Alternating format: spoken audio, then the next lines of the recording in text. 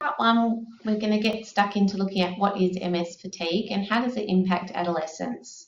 I should preface this by saying the presentation is mostly focused on adolescents, but a lot of the strategies and content discussed can also apply to children if you're a parent of a child with MS listening in. So we know that fatigue in MS is quite common. It can be experienced by up to 75% of individuals with pediatric onset MS, and within that 75% there is variety in terms of some individuals may experience some more mild fatigue, whereas others it might be more significant. We know that fatigue is different from normal tiredness, so MS fatigue can onset quite suddenly. It's not always as a result of activity or exertion, and it can take longer to recover from than typical tiredness. And it also generally tends to worsen as the day progresses. We know that it can be cognitive and or physical in nature. So cognitive really has been nicely described by a study that was completed out of the UK with adolescents, and they described cognitive fatigue as like looking through a haze. So that sort of fogginess, it's not clear in terms of their thinking, it really feels quite hazy. And physical fatigue they described as like wearing a sandbag, so that feeling of kind of heaviness, your body feels tired. And we know that for some individuals they may experience one type of fatigue more than the other, or it might be a combination of the both. It may be temporary, such as following a relapse, or it may be more persistent and always there.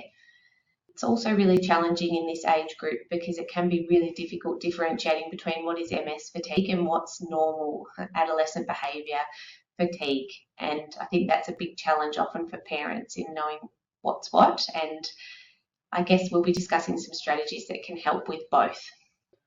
So what causes fatigue? That's a question we often get asked, and it's still an area that's not very well understood. There's still, sort of emerging research and studies happening to try and understand it better, particularly in the adolescent population.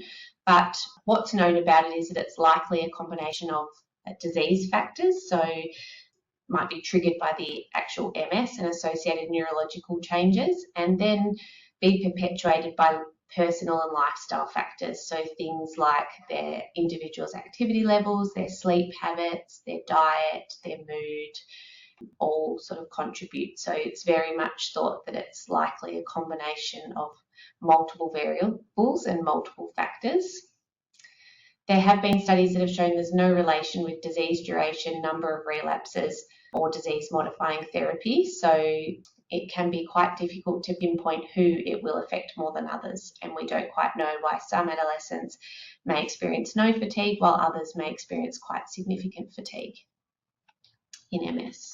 What we do know is that fatigue definitely impacts adolescents with MS, and the impacts are quite wide-reaching.